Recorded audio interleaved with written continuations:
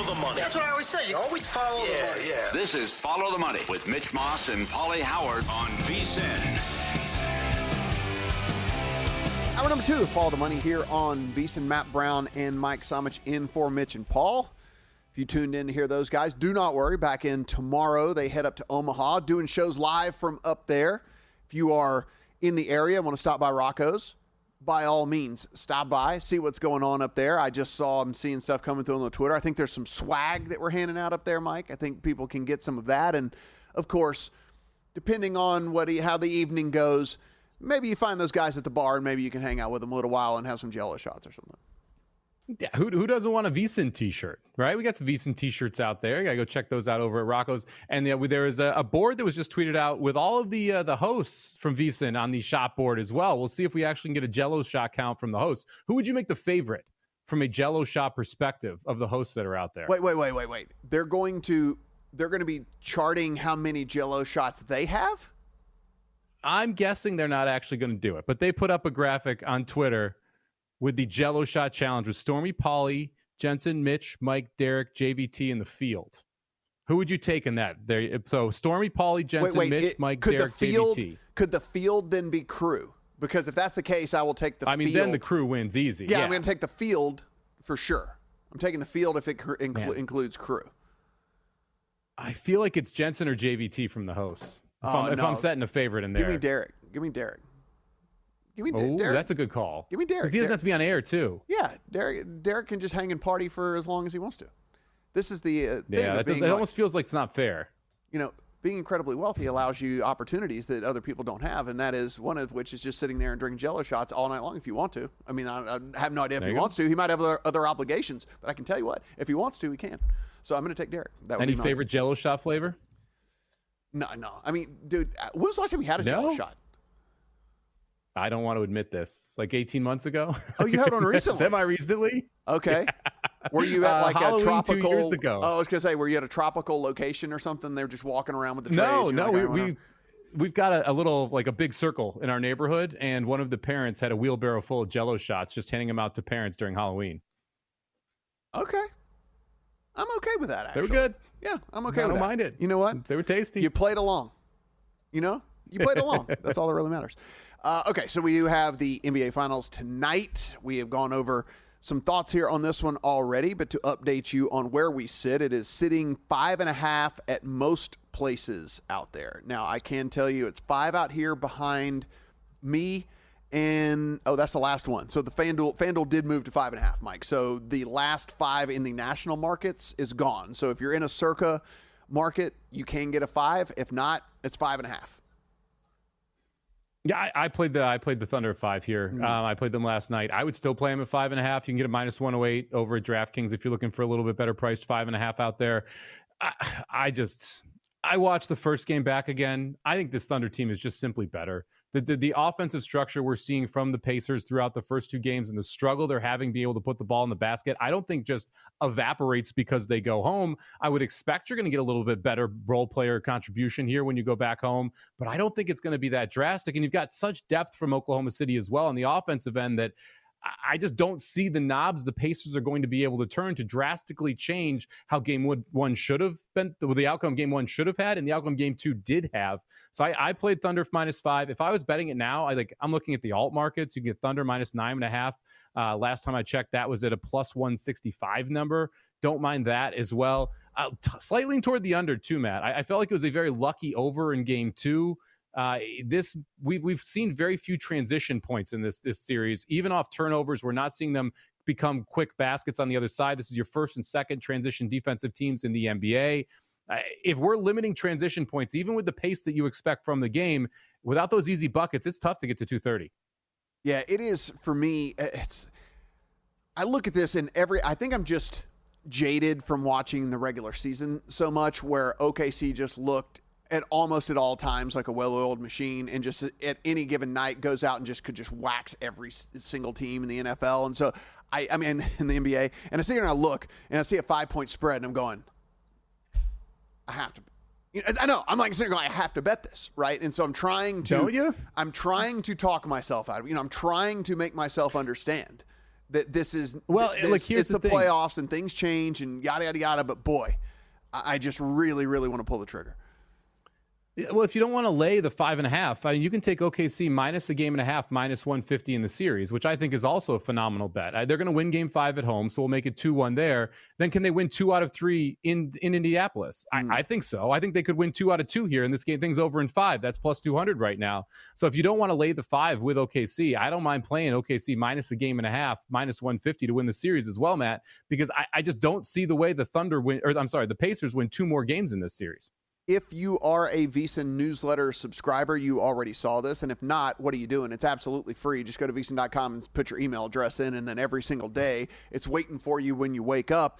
Dan Karpik, who is our prop guy over there on VSiN.com, included in the newsletter sometimes is free plays by Bill Adee. He feels very generous, Mike, and he allows you to get some free plays. So while he posted 17 points and 6 assists in Game 2, he had just 5 points and 5 points through the first 3 quarters and looked out of sorts, navigating relentless ball pressure in the series. He's averaged 15.5 points, 6 assists, well below this line while committing 8 turnovers, his most over any 2-game span since March of 2023. That is not coincidence. So his best bet is Halliburton under 25.5 points and assists. That comes in at minus 105 at the time of writing anyway.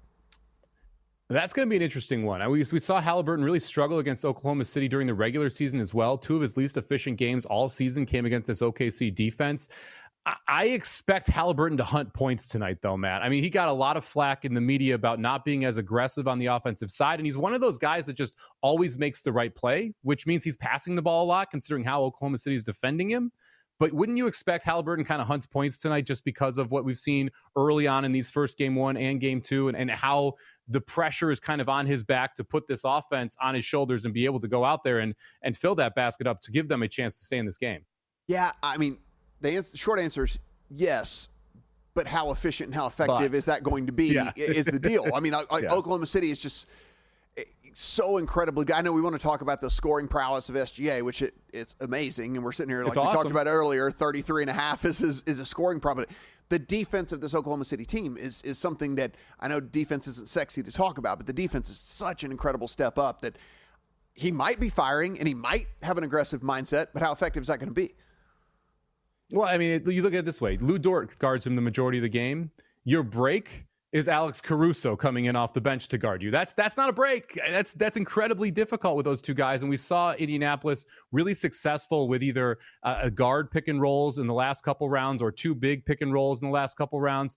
That's really hard to do against Oklahoma City. You're going to try to swish onto SGA. He's a good defender. You're not going to get like these easy defenders that you were facing the previous series before Indianapolis because of those guard switches, and it just limits their ability to be able to choose who they want to attack. There isn't anyone for SGA to be able, for Halliburton to be able to attack consistently in switches, and that bleeds the shot clock. It creates harder shots for other people as well. It's really difficult to get around this OKC defense. They're just relentless and aggressive, and they've got so many plus defensive players. It makes it so hard for Halliburton to be like, well, I'm going to hunt this guy. I'm going to hunt that guy. Mm-hmm. There is no one to hunt, and that makes it very difficult for Indiana's style of offense. A reminder, if you want to come out here, and we've talked about how awesome it is to take in sports at this sports book. It will be rocking out there behind me, no doubt, tonight. It'll be rocking up at the pool as well. You can come $400 all in. So I know you hear all the stuff about all the fees and how expensive everything has gotten. That is not the case if you want to come hang out here at Circa. Visit circalasvegas.com now through September the 4th. A 2-night hotel stay, a $100 dining credit, and a $100 beverage credit, and a day bed up at Stadium Swim. It's going to cost you $400. You lay $400 on the table, and you walk away, Mike. No additional fees, no other crap that we see, all the different, no taxes, none of that stuff. $400. And you get all of that. 2-night hotel stay, $100 dining and beverage credit, and a day bed at Stadium Swim. No better deal in Vegas. There literally is not a better deal in Vegas. The 200, so it's $400 both nights. The taxes, the fees, everything's covered. So no additional charges on your room. You're going to want to spend $100 on food at Circa. The burger place is awesome. 8 East is awesome. I like the deli. I've been all over this place. Basically my home away from home there. And $100 for drink credit. That goes a long way as well. I had a Casamigos on the rocks up at the bar, up above the sports book. There's like $14, Matt. Yeah. This is a great deal. This is it.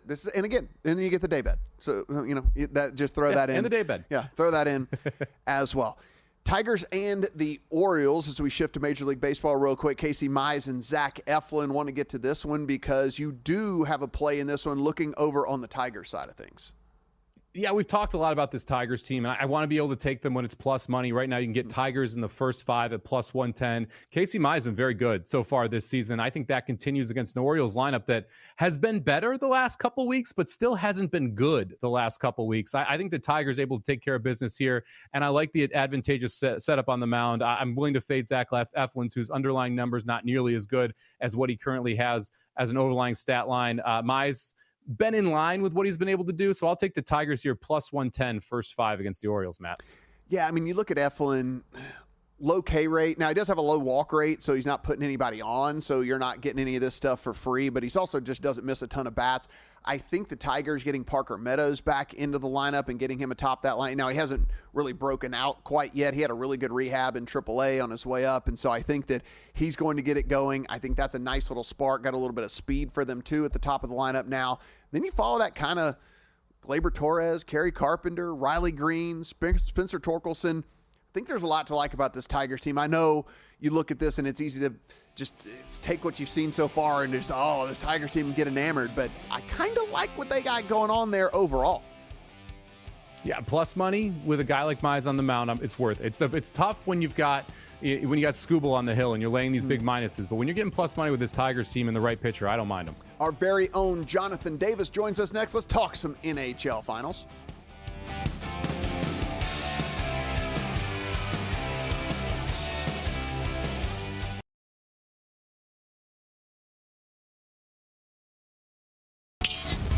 This is Follow the Money on VSiN. Follow the Money here on Wednesday. Matt Brown, Mike Somich in for Mitch and Paul. They're back in tomorrow. They head up to Omaha, get things set up, and like we said, stop by Rocco's if you have a little bit of time. Sitting here looking, and Mike, the A's, they're hitting Hendricks really well. That said, he does have 3 Ks, so I'm like, it's like, okay, minimize the damage. You're allowing a bunch of hits. You're up to 69 pitches. You probably got 2 innings left. Get me one more an inning. Just get me one more inning. Go. That's all I'm asking for. But he could get 2-1. That A's lineup likes to strike out. I didn't have Vasquez holding the Dodgers to 1 hit through 4 on my bingo card. We did get a home run in the top of the 5th to tie it at 1, but we need an Ohtani shot here to give us a chance to cover that half run in the first 5, Matt. Yeah, we had that 2-0 lead for Seattle over Arizona. That just got wiped out as they put up a 5 spot in the bottom of the 6th inning. So now it is 5-2 in favor of Arizona over Seattle there in that one. Wu just was cruising along and then just got popped. He's now he's up to 7 hits and a walk in 6 innings, only 3 Ks for him. He gave up a couple of dingers and 5 earned runs. And so it's kind of, it's one of those things. It's kind of what you get with Wu. He is really good for some time, and he will give up the long ball, man. Like, it's just, I don't know. I hate betting on him. I hate betting on the Mariners just in general, actually. I don't like taking Wu when he's not at home. That park at home makes a big difference for those starters as well. And that Diamondbacks offense has been red hot lately. They can hit the baseball. Now joining us here on the Progressive Guest Line, you have seen him here on programming. You have seen him over at VSiN.com as well. He is Jonathan Davis at West Coast HKY over on the Twitter machine. Jonathan, how you doing, buddy? I'm doing great, and the Oilers would like to put up a 5 spot in the bottom of the first tomorrow night. I mean, get things rolling. JD, listen, I don't want to trash your sport, and this is not trashing your sport at all. I just think that this is just us being rational human beings. Is the last kind of 8 minutes of a hockey blowout the most ridiculous sequence of events in all of sports? I mean, because it's like once the blowout happens, all they do is just want to punch each other in the head, and it's like, guys, what are we doing here? Like, just get through the game. Let's move on. Go back into the locker room and let's get done. Well, okay. So the last 8 minutes of a playoff game is very ridiculous, and it's all about trying to extract a pound of flesh from the opposition. And it becomes meaningless in the next game unless you do something about it. And if you're Edmonton, you've got to come out with a really good performance, because the Toronto Maple Leafs tried to do that to Florida. I think it was in game 4 or 5, and or 4 or 6, and it got them nowhere. So if you're Edmonton, you've got to come out and start pretty strong. Yeah, those last 8 minutes are supposed to try and set the tone for the next game, get the emotion going for Edmonton, and tell Florida they're not going away. The problem is they're playing Florida's game. And that's what jumped out to me in game 3, is that was the style of hockey that Florida wants to play. We saw in game 1, Edmonton was able to get their speed through the neutral zone. Connor McDavid was backing up defenders. As this series has gone along, we've seen less and less of that. Draisaitl not as effective, McDavid not as effective there in game 3. And there was just so much time spent in the penalty box because Marchand and Bennett were getting under their skin that they weren't able to get in their hockey game. What does Edmonton need to do to kind of change their mentality here in game 4? Because I don't think it's a talent problem. I think it's a mental issue right now for this Oilers team. Well, Mike, I think that I think the first 25 minutes of game 1 really set the tone. I mean, Edmonton had an opportunity early on. They were peppering Sergei Bobrovsky, mostly off the stick of Evan Bouchard, and they couldn't capitalize. And then when they finally got themselves back in the game with the Corey Perry goal, to make it 2-1, they give up a goal 2 minutes later, and you can't do that. And then it was lights out from there on in.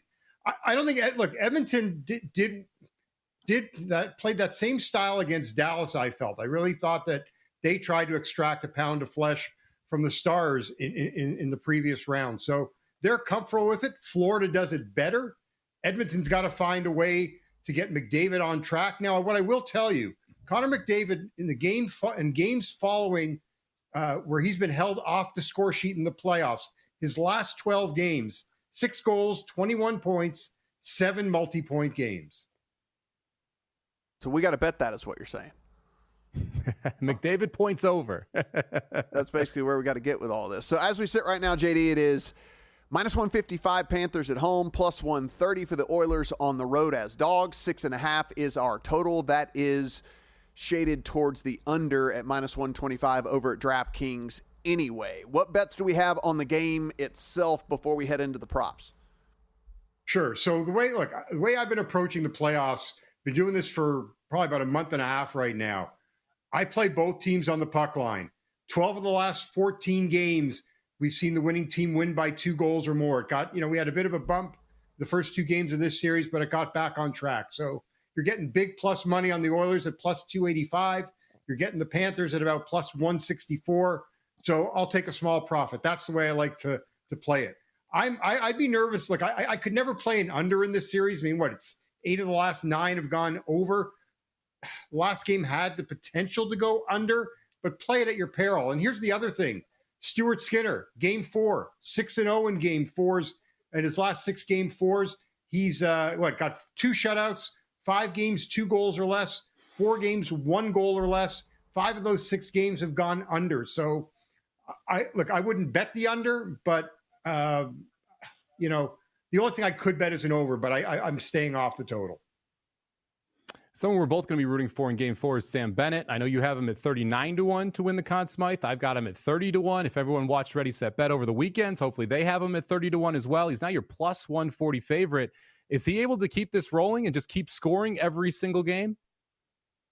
Well, he doesn't seem to be able to be stopped. And, I grabbed him last night at +$2 for a goal, which is, to me, is ridiculous. I mean, why the books just don't have faith in him. I mean, he's gone down to +190, but if Draisaitl's around +125, why is Bennett so, still even at +190? So yes, he can. I mean, look, 12 of his 14 goals have been on the road. So, game 3 was only a second home goal of the playoffs, but come playoff time, ride the hot hand. So I see no reason why to shy away from Sam Bennett. Talking to Jonathan Davis, our very own hockey expert over at VSiN. How are we playing Evan Bouchard in this one? Well, we're going to ladder Evan Bouchard's shots on goal prop. I mean, it's 24 shots or 22 or 24 shots on goal the last 3 games for Bouchard. He's gone over 7 in each of them. So I'm starting off at 2.5, and I'll work my way up to over 4.5 shots on goal. I just, there's no reason not to. Obviously go heavier on the over 2.5, even though it's high, it's heavily juiced. But that one I definitely feel the safest about. One thing I will mention on Sam Bennett, the last goal of the game, Sam Bennett's worth a shot. He's done it 4 times in the playoffs. I think he's at about 9-1 for the last goal of the game as well. Now we've got a 2-1 Panthers lead in the series here. Does this feel like a must-win game for Edmonton? I know they were able to come back from 3-0, 4-7 last year, but it feels like if they go down 3-1 here, they are in a world of trouble against a Panthers team that is just absolutely clicking right now. Is it a must-win for Edmonton, and who do you like long-term in this series? Well, I hate to say it's must-win. I think it was John Madden that said, if you say must-win, then what happens for the next game that you go out? Like, do you just not even show up? So, but in theory, look, if they don't win game 4, then I don't see how they're going to win 3 in a row, even though they did beat the Panthers 3 straight last year. I just don't see them doing it this time around to take the series. So it's virtually a must win for them. If look, I've got Edmonton at -1.5 games to win the series. If they win tomorrow, they're still live to me. So I think it's even worth betting them to win the series if you like them tomorrow, as opposed to just playing them on the money line tomorrow as well. He is Jonathan Davis. Find his work over at VSiN. Of course, he's got an article up over on the site right now. You can go to the picks page. You can see all of the different picks he's got in there. Some more props that you can see as well. Jonathan, appreciate the time today, and good luck on all the bets. Thanks, guys. Have a great rest of your day. Well, we're sitting here, Mike. It is not going well for the strikeout prop. It was fine. He got out of the inning easily. He didn't run the pitch count up. He's only thrown 73 pitches, so he got out of that thing really easily. 4-pitch inning for him, but that did not come with a strikeout. So we're going to need some run good here on Kyle Hendricks. Yeah, tough to get a strikeout when you just throw 4 pitches in an inning, Matt. I don't actually think that is possible to get a strikeout with just 4 pitches. Let me carry the one. The math doesn't math there. Let me carry the one. Unfortunately, we didn't get another run from Los Angeles there, top 5. Pretty frustrated that LA only gets 2 hits and 1 run against Vasquez, who's just one of the guys I want to fade on that San Diego Padres team. On the other side, very good outing from a Dodgers starter, goes 4 innings, only gives up 1. He looked good. Not able to go as deep as you like, but again, the bottom line numbers were just fine. So he's someone I'm going to be looking at in the future if he is going to get another opportunity to start, Matt. Yeah, head on over there, guys, at VSiN.com for JD's plays. I mean, he's got Bouchard, Perry, Draisaitl, Marchand, Bennett, Schmidt. He's got all kinds of different props that'll be in the article and on the picks page. When we come back, we're betting the cycle. Yes, 4 different baseball bets from each one of us.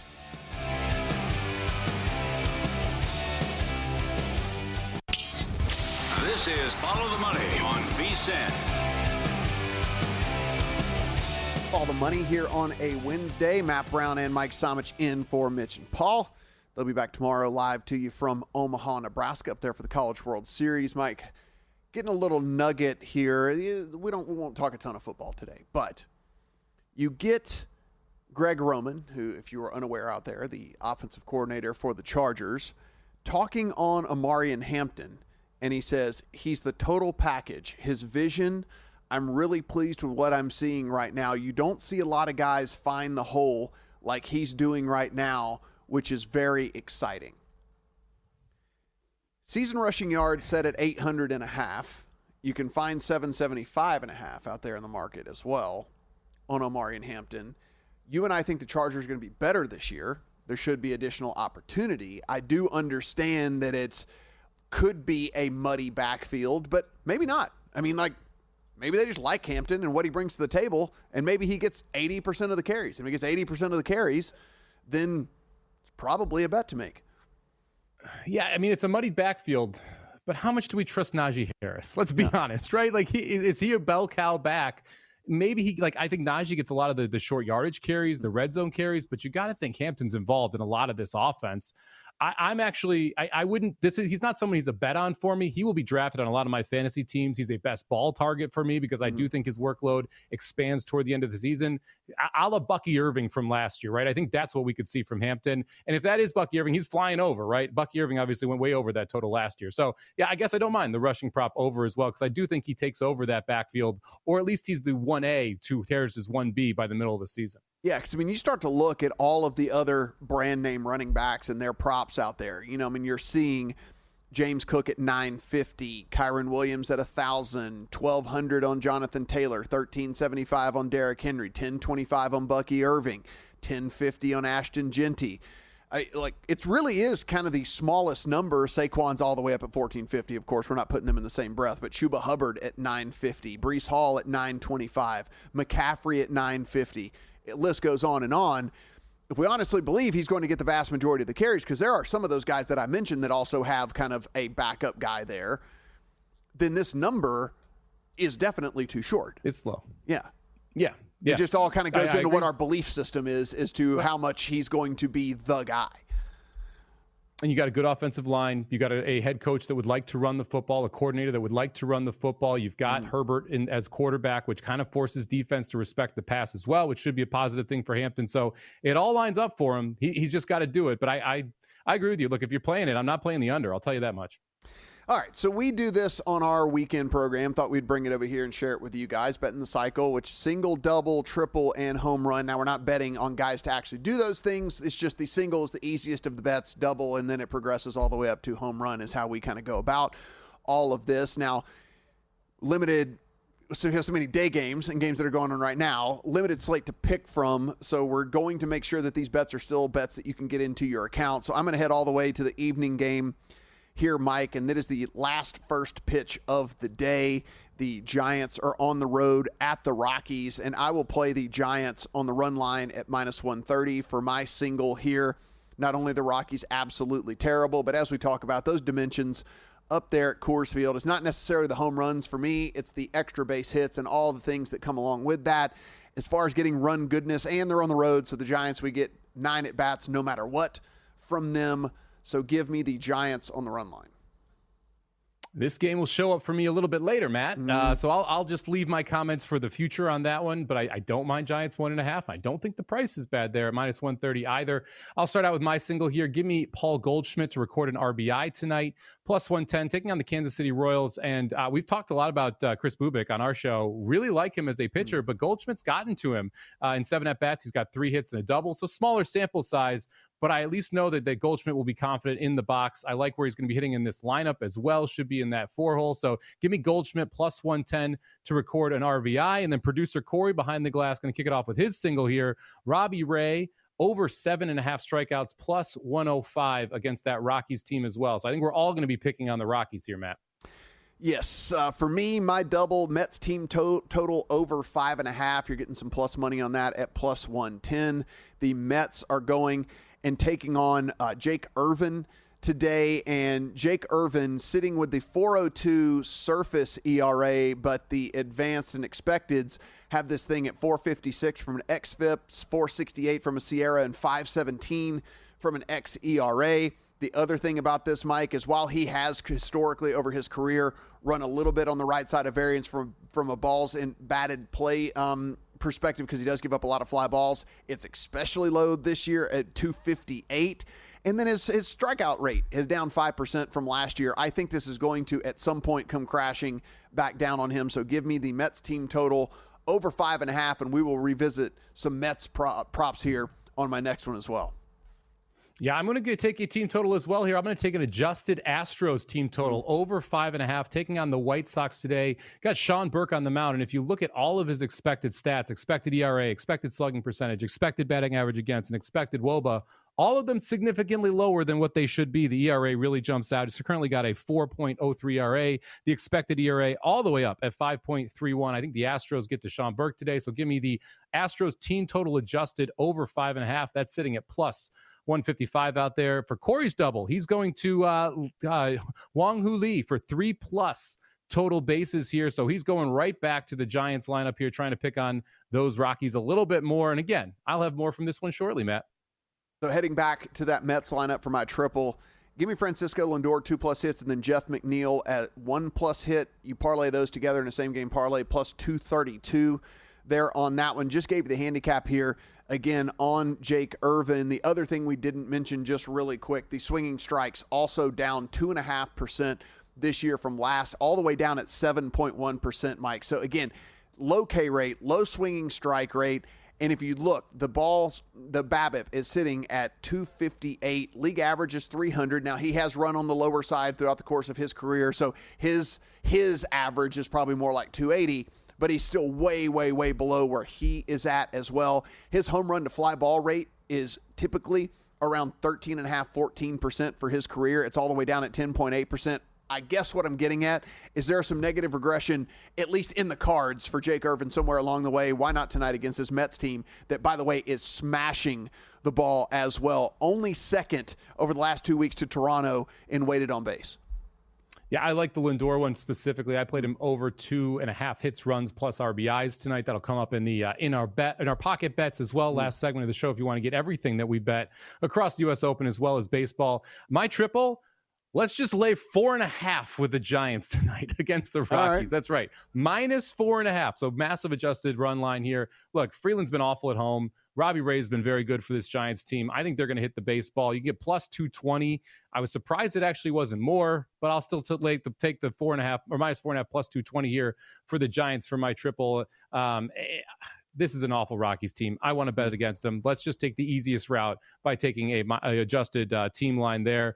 For Corey's triple, he's going to go to Jackson Holiday. 4+ total bases, sitting at +300 for this Orioles team. Jackson Holiday been hitting the baseball a lot better lately, Matt. Yeah, and for my home run, let me go back to the Rocky. I know we just keep picking on the same thing, but Willy Adames, he's actually hitting second today against Kyle Freeland. You're getting +370 on a home run there for Willy Adames. This is, again, a lineup that a team that I'm looking to pick on. And I think the Giants have a decent chance today against a lefty with some of those lefty crushers, those right-handers they have in the lineup. Willy Adames, if you look, fly ball rate at 47.4% on the season. Mike, he likes to hit it in the air. Why can't we get it up in the air and have it leave the park? Why not? It's Colorado, Matt. Yeah. Anything can happen. Anything can happen. I've been playing the RBI props against these Rockies consistently. Wrote an article over at VSiN.com if you want to search that and check it out. Specifically, the 2, 3, 4, and 5 hitters against the Rockies have been consistently getting RBIs, and you're getting plus money on the majority of them. For my home run, I'm going to take one of those batters. Give me Helio Ramos here, 2+ RBIs, +330. He should be hitting in the 4 spot tonight, and you're getting a nice little price here on 2+ RBIs. If you put all of them together and parlay Goldschmidt, the Astros team total over, the Giants -4.5, and Ramos 2+ RBIs. That's +37.82 for the parlay. Corey going to go with his home run prop being Riley Green 2+ RBIs for the Tigers. That's 5-1. If you put Robbie Ray over strikeout 7.5, Lee over 3 total bases, Holiday over 4 total bases, and Riley 2+ RBIs. That parlay pays almost 150-1, 147.0921, Matt. You guys know well and good about the Circa Survivor contest and the Circa Million contest. We talk about it a ton here on the network. We know how big the guarantees are this year. Well, would you like to play for free? You can head to winnercircleproxy.com/VSiN and enter for your chance to win 2 different entries given away. We're going to give away a Survivor and a Million contest entry over there from Winner Circle Proxy, and you will get their season-long proxy service as well. So go in, winnercircleproxy.com/VSiN, sign up today. 2 different entries, a Survivor and a Million entry being given out. You don't want to miss. Hey, free is good. Free is always good. When we come back, we talked about the things that we think matter over at the U.S. Open, but what about the bets that we have in our account? Let's get to those. I got some outrights. He's got some placement markets. We got all the goods coming back here from the U.S. Open. Follow the money on VSiN.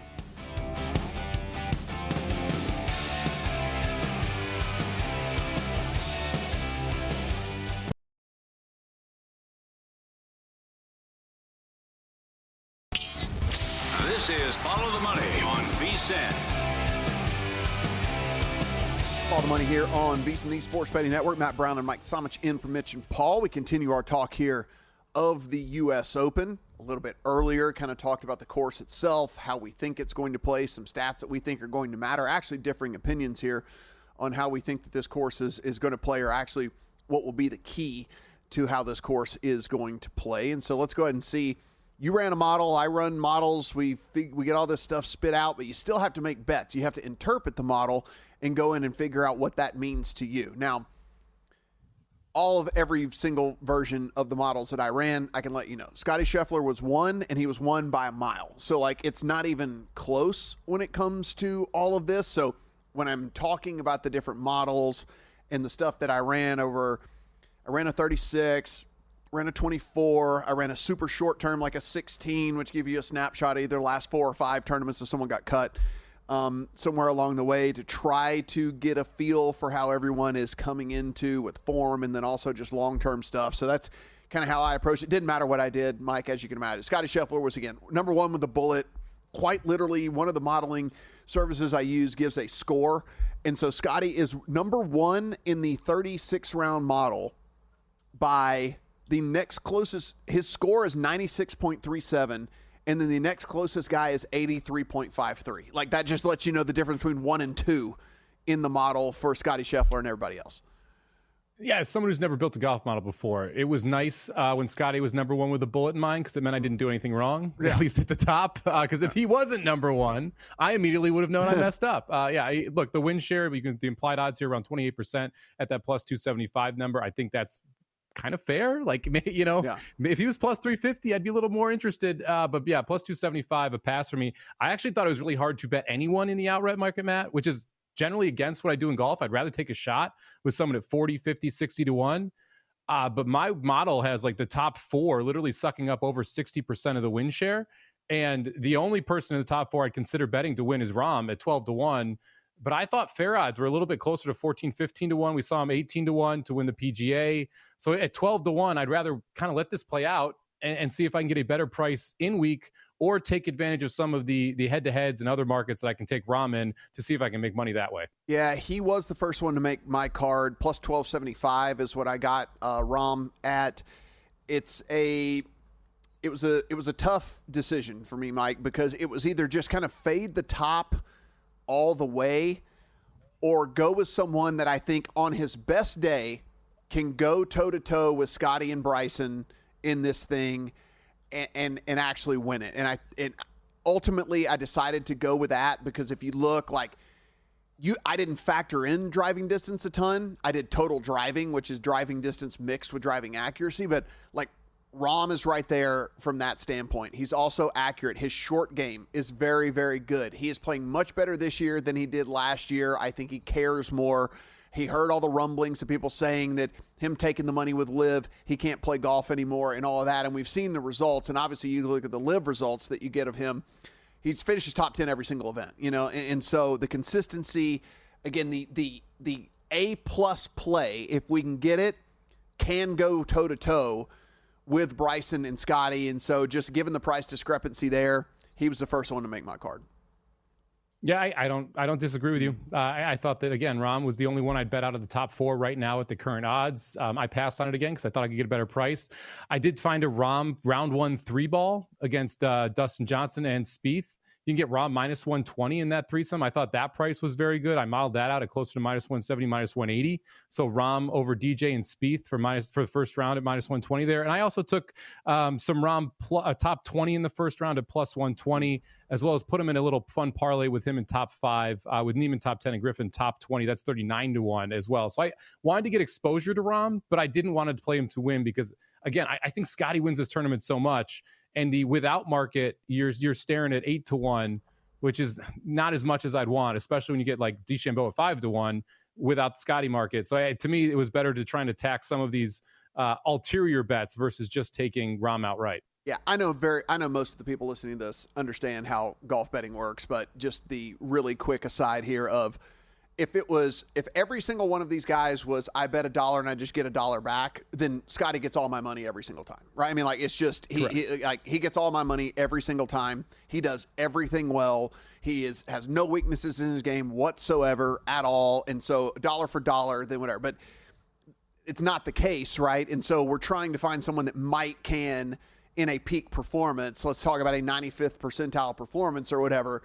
Compete with Scotty should he bring his A game as well. And so that's why I ended up on Rahm. 3 more outrights for me, and these are all dudes that just modeled extremely well for me. And again, I factored in accuracy a lot more than distance. So a couple of shorties in Shane Lowry and Russell Henley, certainly not going to light up the gun when it comes to off the tee or anything like that. And then Keegan Bradley as well. That really is rounds out the outrights for me in the tournament is Rahm, Lowry, Henley, and Bradley. I was pretty shocked to see how high Keegan Bradley was modeling for me in a lot of the statistics, but anyone that uses any of these modeling services, you know what I'm talking about when I say green across the board. Like, Keegan Bradley was basically green across the board. Shane Lowry, Russell Henley, same type of deal. And the thing is while they don't, Mike, they're not elite in any of the categories. But if we think a really well-rounded golfer is what we're going to need to win this tournament, which is what I think is going to have to happen, I think you need to drive it straight. I think you need to have decent approach play. When you don't hit these greens, which is inevitable, you need to be able to scramble from around the greens and then at least be able to putt at least a little bit.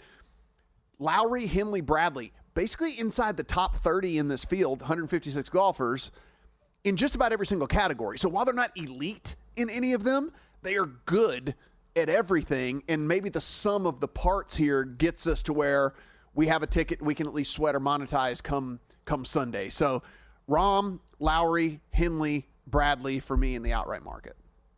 Yeah, Lowry actually performed pretty well inside my model, even though he doesn't hit the ball a ton. So 45-1 there on Lowry. I don't hate that. Bradley was one where if I had focused on accuracy and not distance, he would have shown up a lot higher because he does score well in a lot of the other metrics that I looked at. But the distance specifically hurt him, especially when I weighted much more toward distance there. One cool bet that you've got over at DraftKings right now is they're putting together groups of 5. And I found Group B to be very interesting. So if you go over to DraftKings, you look at alternate bets, and you go into groups of 5, you can get Morikawa, Niemann, Fleetwood, Oberg, and Koepka against each other.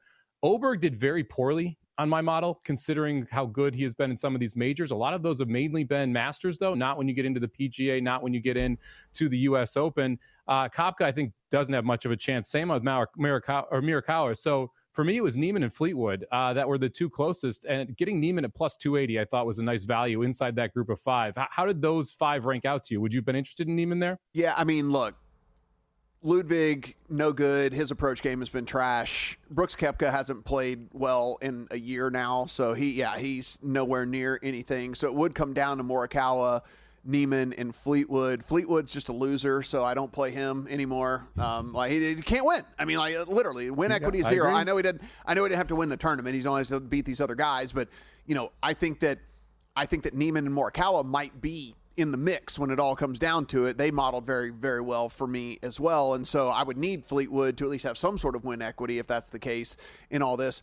0 for me there. So if it comes down then to a head-to-head between Morikawa and Niemann, given the price differences there, the model to me has them basically even. They're actually neck and neck in just about every one of these versions that I'm looking at here. And so with that, give me the bigger number. So yeah, I mean, Niemann with the bigger number then. Yeah, top debutant I thought was an interesting market as well. Ben Griffin been phenomenal on tour. He's played very well the last 3 weeks, specifically the last 3 events he's played. You get him at plus 380 for the top debutant, so essentially the top debut player in the U.S. Open.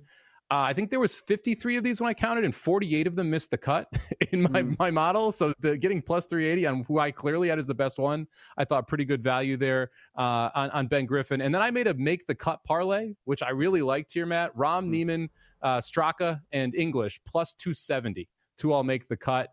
English would be the one I was concerned about, but he modeled out very well, pretty much across the board on what I did. Yeah, same for me. I don't think his win equity is very high, but yeah, definitely a guy that certainly popped in the models for me. A few placement market bets. Xander Schauffele, top 10. Xander's round into form. He's much longer now, too, on the tour. And if anybody can grind and just understand that making pars is probably going to get you there towards the end of the day, Xander's that guy. Top 20, Corey Connors, Sepp Straka. They're just really good right now. They are playing really, really, really good golf. I don't think I don't know if they can win this thing, but top 20 for sure. And then I'll get more exposure through them in the head-to-head market with Connors over Hideki, Straka over Hovland. And then I said I already bet Jon Rahm. I'm going to play Rahm over Rory. We'll talk a little bit later whenever we get to our best bets about maybe some alternate strategy. Even if you don't like Rory this week, Mike, if you're playing a bunch of DFS lineups, who's clicking on Rory? I mean, if you get Rory sub 10%, you know what I'm saying? Like, so it comes different from a DFS perspective than it comes from a betting perspective because nobody's clicking Rory. So if you get him and he pops, there's ways to look at it. Yeah, not a lot of Rorys. Exactly. So, I mean, that's one of those things where strategy comes into play whenever we do that. Hour number 3, Follow the Money when we come back.